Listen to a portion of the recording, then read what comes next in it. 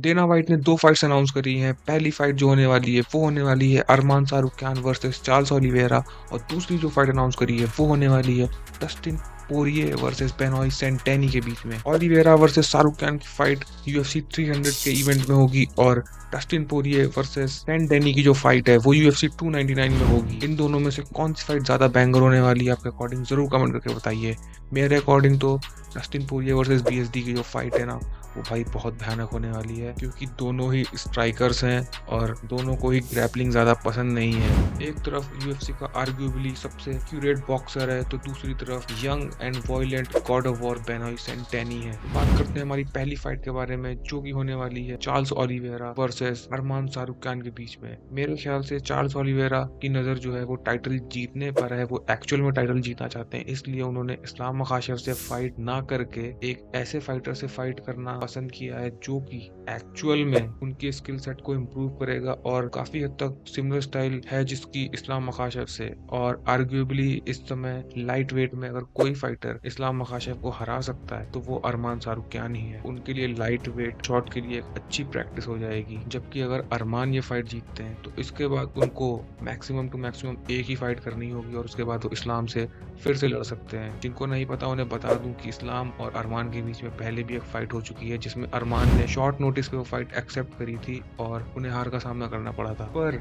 अरमान उस समय काफी यंग थे, इवन अभी भी वो यंग ही है, 27 ईयर्स ऑफ एज है, जबकि चार्ल्स ओलिवेरा इस समय 34 ईयर्स के हैं। तो उस समय उनके पास एक्सपीरियंस का एडवांटेज कम था, जो कि अब उन्होंने ओवर द ईयर्स अपनी स्किल सेट को बढ़ाया है। और जिन्हें नहीं पता उन्हें बता दूं कि अरमान शाहरुख्यान एक बहुत ही ट्रिमेंडस एथलीट हैं। Apart from being a fighter, उन्होंने लगभग 10 साल तक आइस हॉकी खेला है, जिससे कि उनके अंदर एक इनबॉर्न एबिलिटी है स्टेमिना की। उनका कैच टैंक एक नेचुरली ज्यादा हाई है बाकी फाइटर से, एंड हो ना हो आज नहीं तो कल लाइट वेट के वो 100% चैंपियन तो बनेंगे ही। जब तक इस्लाम है तब तक ही उन्हें होल्ड बैक किया जा सकता है, क्योंकि इस्लाम ही एक ऐसे फाइटर हैं जिनको हराना अभी लाइट वेट डिवीजन में तो किसी के बस की बात नहीं है अदर देन अरमान शाहरुख्यान। बात करते हैं दूसरी फाइट की, जो की होने वाली है UFC 299 के इवेंट में Dustin Poirier versus Benoit Saint Denis के बीच में। Ex French army operator Benoit Saint Denis को मिक्स मार्शल आर्ट का करियर शुरू करे सिर्फ अभी 6 या 7 साल हुए हैं, और वो ऑलरेडी UFC के नंबर 3 लाइट वेट कंटेंडर से फाइट कर रहे हैं।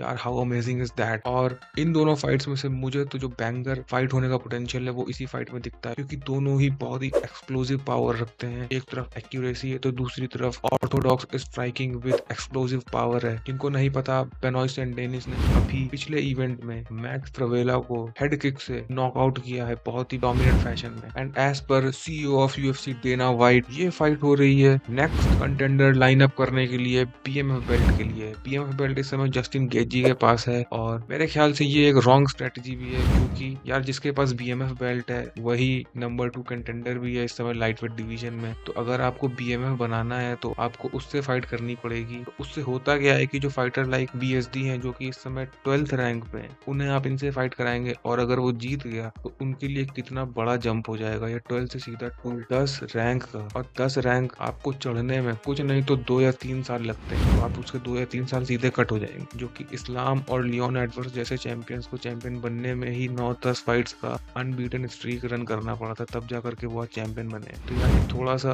बायस तो नहीं कहूंगा मैं, पर ये एक टेक्निकल एरर है UFC की तरफ से, इन्हें इसे सुधारना चाहिए। जो BMF वाली बेल्ट है वो टॉप रैंकर्स या कंटेंडर्स में ना करी जाए, और अगर उसे करना ही है तो एटलीस्ट चैंपियन से कराएं, ताकि जो बंदा पीछे से आ रहा है वो अपना पोटेंशियल प्रूव कर चुका है। तो देखते हैं गाइस क्या होता है। और ये फाइट डस्टिन पोरिये के लिए एक लूज और लूज सिचुएशन ही साबित होगी, क्योंकि डस्टिन पोरिये इस समय 3rd रैंक पर है लाइट वेट डिवीजन में। अगर वो उनसे जीतते हैं फाइट तो भी उन्हें 1 या 2 फाइट्स करनी पड़ेंगी टाइटल फाइट के लिए, और अगर वो गलती से हार जाते हैं तो BSD ऊपर आ जाएंगे और डस्टिन पोरिये नीचे जाएंगे। पर उसका एक कारण ये भी है कि इस समय लाइट वेट रैंकिंग में कोई भी फाइटर अवेलेबल ही नहीं है फाइट करने को। डेरियश हो या गैमरॉट हो या ओलिवेरा और शाहरुख्यान की तो फाइट लाइनअप ही है, फिर मखाशेव की फाइट कराने का ही प्लान होगा UFC का 300 में जहां तक, और पैडी पिम्बलेट ने अभी फाइट करी है। तो स्टाइलिस्टिकली भी देखा जाए और अगर अवेलेबिलिटी भी देखा जाए तो ये एक बहुत ही ज़बरदस्त मैचअप है। तो आपको क्या लगता है इन दोनों फाइट्स में से कौन सी फाइट ज़्यादा बैंगर होने का पोटेंशियल रखती है और आप किस फाइटर को रूट कर रहे हो,